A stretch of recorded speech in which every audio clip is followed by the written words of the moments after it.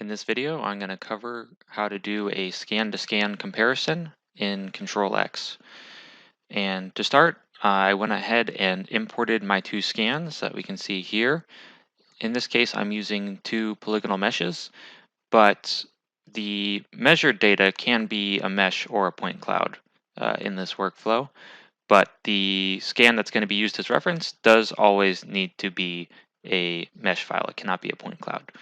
So once you have the data imported, this is the opportunity to go to the Measure tab and make any changes or do any cleanup to the scan that is going to be the reference scan.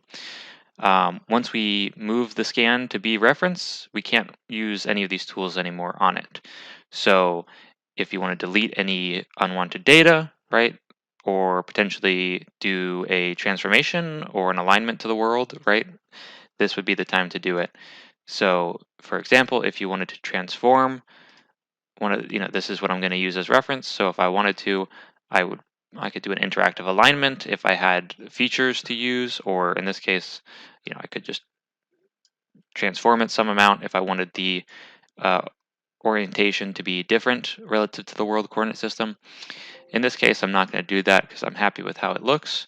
So the next step, once we're happy with how the reference scan is to actually move it to be a reference object. So if we right click on the scan we want to move, you'll see there's an option here at the bottom, move to reference.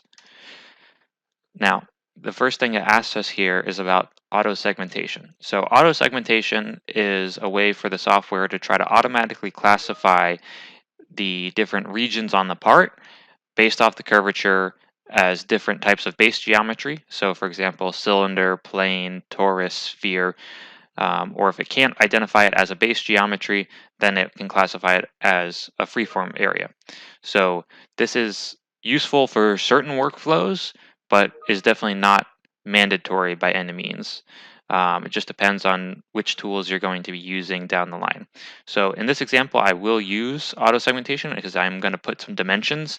And if you want to put dimensions, you really need to have the regions or the segmentation specified.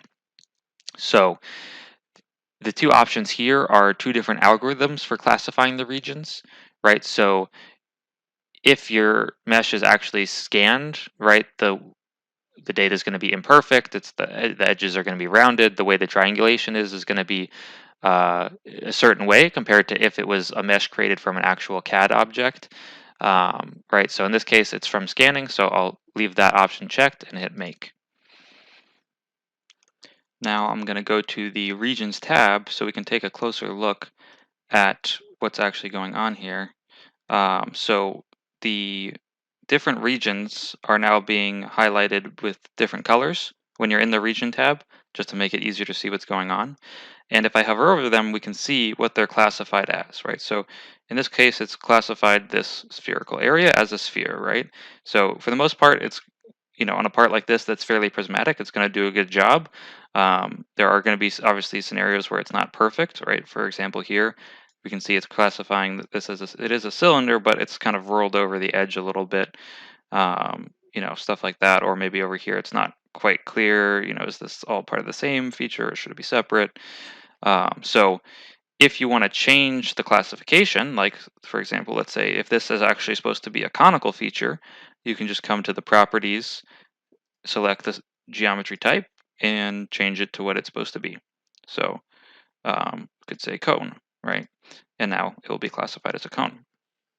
So that's one way in which we can edit the regions. We can also use the split, merge, or enlarge. So for example, to do a split, right? If I just start painting geometry, it will just remove, it will kind of make this unregioned, if you will. Or if I use the one of the other selection modes, I can draw a kind of polyline around the part, and then that will split along that line. And if I just double click on where I started, it will complete, right? So now we can see we've split into two different regions, and I can then select both of these and say merge, right? So now I just have one plane on the top, and oh, now it thinks this is a cone, so I'll change that to be a cylinder. Right, it's possible that because of the imperfections in the scan data, this may be closer to a cone, but in this case, I want to treat it as a cylinder for the dimensions I'm going to add later on. And if you're really not happy with it, you can also just run the auto segmentation again, which will just redo the whole thing, or you can resegment certain areas of it. And this will just let you control the algorithm that it ran the first time. Right, so you can adjust the sensitivity. So a higher sensitivity will create more smaller regions versus a lower sensitivity will create fewer larger regions. And then this slider will account for the roughness of the mesh. In this case, it's very smooth, so I'm going to leave it as is. And this option will just try to merge uh, kind of adjacent related shapes that are the same, which is generally desirable. So we'll leave that all as is. I'm not going to run it again. Um, but those are some of the tools that we have to make adjustments to the auto segmentation. Sometimes on a larger file, what I'll do is, for example, if I go back and undo to before I moved it to reference, and I do this again, right? If I just skip this step, then no regions will be created, and I'll go in and just using some of my selection tools, just specify and insert manually just the regions I need. So that can be a better option if the file is very large, or if you know you only need a few select areas to be regioned, because on a larger, more complex file, running that auto segmentation can be fairly computationally intensive. But in this case, the file is pretty small, so I'm just going to run it again, put it back the way we had it, more or less, and I'll regenerate. And so now with these regions, we can start to build out the rest of our inspection plan. For this example, we're going to keep it pretty simple. I'm just going to throw some basic alignments and measurements in here and create a report. So I'll start with an initial alignment, which will align the measured data to our reference roughly. And then I'll add in a best fit just to refine that further. Probably not going to see a big change here because it's already very close. And now that we have that alignment, we can start doing our actual comparison. So I'll do a 3D comparison. At this stage, if we only wanted to calculate the deviations in a certain area, right, we can select specific regions. So that's one way in which you may need to add regions to the part. But in this case, I'm just going to do it over the entire thing. Okay. And you can see with the color map option, it's going to map the deviations on the reference scan nicely. I don't need to add any tags at this stage, so I'll leave that as is. We can also add a 2D comparison, right? Same idea. I can use this plane here to define where we cut the section, and I'll leave that as is. And we can also add comparison points, right? So at the comparison points, we can select certain areas on our reference mesh, and it will calculate the deviation at those points. So I'm just choosing some few potential points of interest here to calculate the deviation. So those are some of the kind of standard compare options we would use in a scenario like this. We can also add dimensions, right? So for example, we could do a linear dimension between this plane and this plane. And it's going to ask us about this because we're not using real CAD, these two planes are not perfectly parallel. So it's giving us an opportunity, if we do want to override the reference value, we can. So maybe I know, hey, this is actually supposed to be 75 millimeters, So we can change that if needed as we define these. And we can do maybe a radial dimension on the sphere, right? Same idea. If you wanted to override the reference or change the tolerance, right, we can do so.